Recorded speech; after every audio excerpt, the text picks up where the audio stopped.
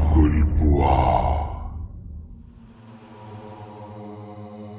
नयन, आता उगाच घाई करू नकोस. मला सगळं सामान एकदा नीट तपासू दे. विशाल, एकदा खाण्यापिण्याच्या बॅगा चेक कर. मी बाकीचं सामान तपासतो. मी, विशाल आणि नयन आम्ही पुन्हा एकदा यावर्षी आमच्या नवीन प्रवासाला जाणार होतो. हा आमचा 6वा प्रवास ठरणार होता. तशी सगळ्या प्रकारची तयारीही झाली होती. पण यावेळी प्रवासाचं कारण हे वेगळं होतं. एकीकडे व्हायरसने संपूर्ण जगात हाहाकार माजवला होता. सर्वसाधारण माणसांना भेटतानाही एक वेगळाच विचार मनात येत होता. एक प्रकारची अनामिक भीती सर्वांच्याच मनात भरली होती. आणि तीही काही उगाचच नव्हती. हॉस्पिटल रुग्णांनी भरून गेली होती. लोकांच्या मृत्यूची संख्या दिवसेंदिवस वाढत चालली होती. तसं मला मी पाहिलेल्या सर्व झॉम्बी सिनेमांची आठवण झाली. हेही काहीसं तसंच होतं. फक्त इथे संक्रमण चावल्याने नाही, तर श्वासातून, स्पर्शातून पसरत होतं. आणि ते जास्त भयानक होतं. कोण या संक्रमणाने ग्रासलाय आणि कोण वाचलाय हे त्यांच्या चेहऱ्याकडे बघून कळतच नव्हतं. इतके प्रगत देशही या संक्रमणापुढे गुडघे टेकवून होते. त्यात आपला निभाव कसा लागणार? डोक्यात 100 विचार फिरत होते. या संक्रमित लोकांमध्ये राहून हा आजार आपल्यालाही झाला तर? काही दिवसांपूर्वीच आम्ही आमच्या घरच्यांना आमच्या गावी पाठवलं होतं. आणि आता आमचा प्रश्न होता. लॉकडाऊनचं वादळ चहूकडे घोंगावत होतं. मुळात लॉकडाऊन काय असतो हेच बहुतेकांना ठाऊक नव्हतं. मी झॉम्बी मूव्ही आवर्जून पाहिल्याचा मला आज फायदा मिळत होता. लॉकडाऊन, रेस्ट्रिक्टेड एरिया, क्वारंटाईन हे सगळे शब्द आधीच माझ्या कानांवरून गेले होते. त्यात या व्हायरसवर उपाय आहे का नाही हे मात्र कोणाला माहीत नव्हतं. कदाचित मानवाची ही पिढी अशीच संपणार होती. म्हणून आम्ही एक प्रकारे इथून पळून जात होतो.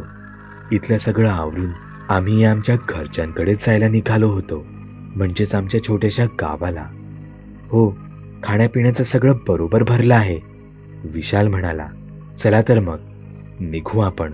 नयन, विशाल, देवाचं नाव घ्या आणि करा प्रवासाची सुरुवात.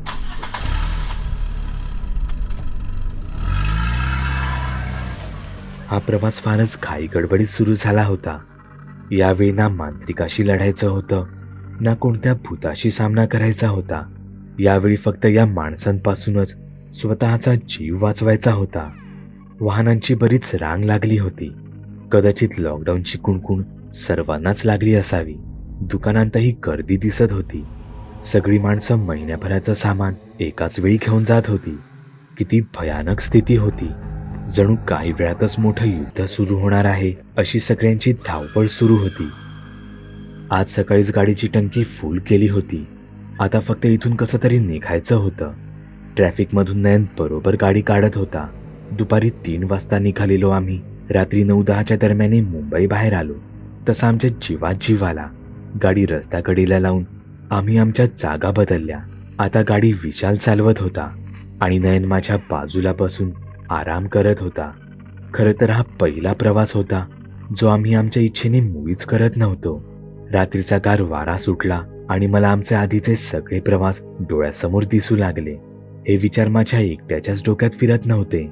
विशाल समोरून म्हणाला, मी काय म्हणतो, मांत्रिक कुठे असेल आता? हे एकदाच मी माझ्या विचारांतून बाहेर पडलो. मी समोर मिररमध्ये पाहिलं. विशाल माझ्याकडेच पाहत होता. हा प्रश्न ऐकताच मला त्याचेही डोळे त्याच भीतीची जाणीव करून देऊ लागले. आपण गेल्या वेळी मांत्रिकाला जिवंत केलं खरं, त्याने आपला जीवही वाचवला, पण पुढे काय? तो आधीचं सगळं विसरला असेल का? मी अजूनही गप्पच होतो. खरं तर माझ्याकडे कोणत्याच प्रश्नाचं उत्तर नव्हतं. पण विशाल एकावर एक प्रश्न विचारतच होता.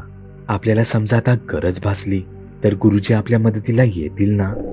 विशालने पुन्हा एकदा विचारले. नाही येऊ शकत ते आता. का? ते कुठल्या तरी भयानक कामगिरीवर निघाले होते. मग गाठोड्यावाले बाबा? नाही, तेही काही दिवसांपूर्वीच एका पछाडलेल्या बंगल्यात वस्तीवर आहेत. भेंडी, मग आता? मी थोडा वेळ शांत राहिलो आणि म्हणालो, तुम्हाला माहीत आहे, या सगळ्या प्रवासात एक गोष्ट कॉमन होती. मांत्रिक? गुरुजी? नाही रे, आपली मैत्री. ती जोपर्यंत असेल तोपर्यंत आपण असे अनेक प्रवास करतच राहू. बराच वेळ असलेलं गूढ वातावरण आता माझ्या उत्तराने बदलून गेलं होतं. सगळ्यांच्या चेहऱ्यावर हसू होतं, पण डोक्यात अजूनही एकच गोष्ट होती, भीती. रात्रीच्या त्या प्रवासाची. आमची गाडी वेगात चालली होती. बराच वेळ झाला आम्ही गाडीतून उतरलो नव्हतो, म्हणून जरा मोकळं व्हायला आम्ही रस्त्याकडेलाच आमची गाडी थांबवली. आम्ही आमचं उरकून परत गाडीत बसलो. नयन मात्र अजूनही तिथेच होता. तो एका झाडाखाली काहीतरी करत होता. ते कसलं झाड होतं काय माहीत, पण झाडाखाली बरीच ताजी पिकलेली फळं पडलेली दिसत होती. ती नयनला त्यांच्याकडे जणू बोलावत होती. नयनने त्यातील एक फळ आपल्या हातात घेतलं. तो उभ्या उभ्याच ते खाऊ लागला. इतकं गोड रसरशीत फळ त्याने याआधी कधीच चाखलं नव्हतं. तो एक एक करून खाली पडलेली फळं खातच चालला होता. मी गाडीतूनच नयनला हाका मारू लागलो. तो अजूनही त्या झाडाखाली काहीतरी करत बसला होता.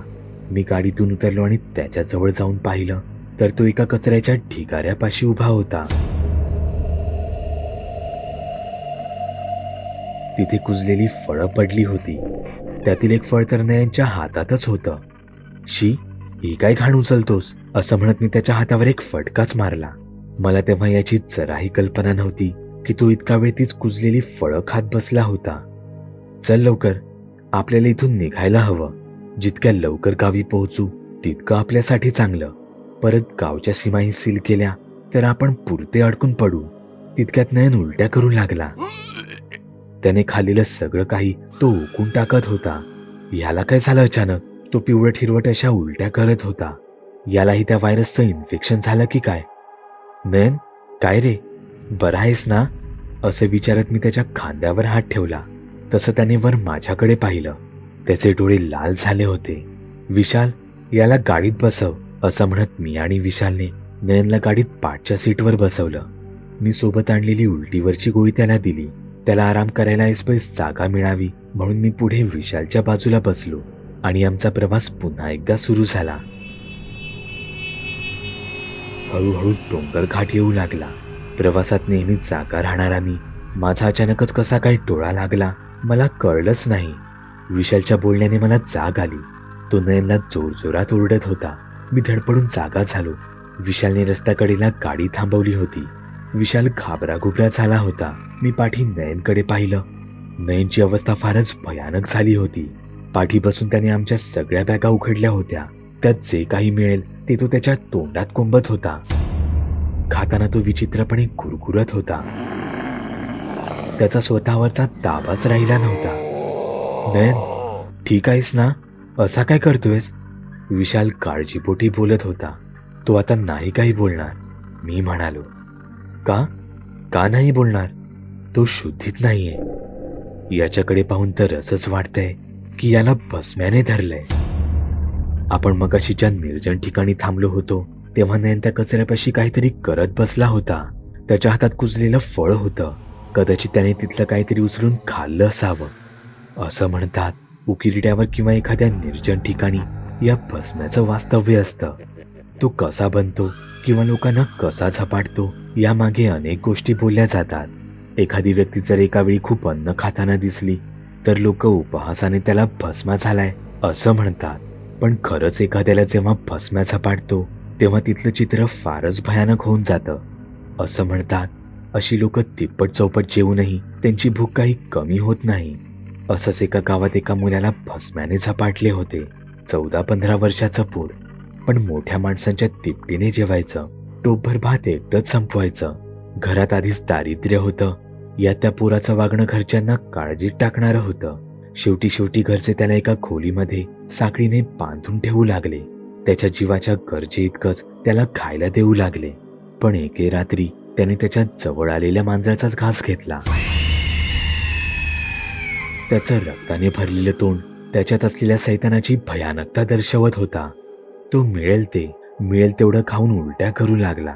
त्यात भस्म्याची भूक जरी असली तरी त्याचं शरीर लहान मुलाचंच होतं. त्या मुलावर अनेक उपाय केले पण सगळेच फोल ठरले. एके रात्री तो घरातून पळून गेला. तो बकाबका खात जरी असला तरी त्याच्या मानवी शरीराला ते पेलवत नव्हतं. तो उलट्या करून तितकाच अशक्त बनत चालला होता.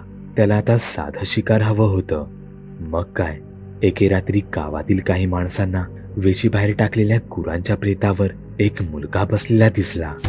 तो ते प्रेत खात होता.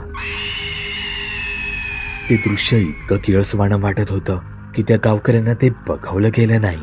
लोकांना माळ रानात, उकिरड्यावर हिरव्या काळपट उलट्या दिसून आल्या आणि एके रात्री त्या मुलाचं प्रेत त्यांना गावच्या विहिरीमध्ये सापडलं. नयनही त्याच मार्गावर होता. त्याला लवकरात लवकर उपचाराची गरज होती. आपण आता कुठे आलोत हे पाहण्यासाठी म्हणून मी बाहेर पाहिलं आणि मला दुसरा धक्का बसला. रात्रीचं सगळं चित्रच पालटून गेलं होतं. आम्ही हे कुठे आलो होतो? मला असं गोंधळलेलं पाहून विशाल बोलू लागला. बराच वेळ झाला, मी तुला सांगणारच होतो. काहीतरी वेगळं वाटत होतं. इथे रस्त्यावर एकही गाडी दिसत नव्हती. कदाचित मी रस्ता चुकलोय. इथे मी घाबरतच गाडी बाहेर पडलो. मी पुढे पुढे चालत जाऊन सगळं नीट निरखून पाहत होतो. तो रस्ता, रस्त्याकडेची झाडं, रस्त्याकडेची माती, माझं डोकं फुटायचंच बाकी होतं. मी तिथूनच विशालला बोललो, रस्त्याकडची माती, झाडे ही आपल्या परिसरातील नाहीत. म्हणजे तू रस्ता चुकला नाहीस, तर आपण वेगळ्याच जागी, वेगळ्याच जगात, एका वेगळ्याच ठिकाणी येऊन पोहोचलो आहोत. मी धावत गाडीजवळ आलो. आपण फार मोठ्या संकटात सापडलो आहोत. आपल्याला कोणीतरी इथे मुद्दामून आणलं आहे, तेही एका काळ्या जादूने. नयनची अवस्था क्षणोक्षणी भयानक बनत चालली होती आणि आम्ही कुठे वेगळ्याच ठिकाणी येऊन पोहोचलो होतो. हे सगळं कमी होतं म्हणून की काय, त्या झाडीतून 2 डोळे आमच्यावरच नजर ठेवून होते.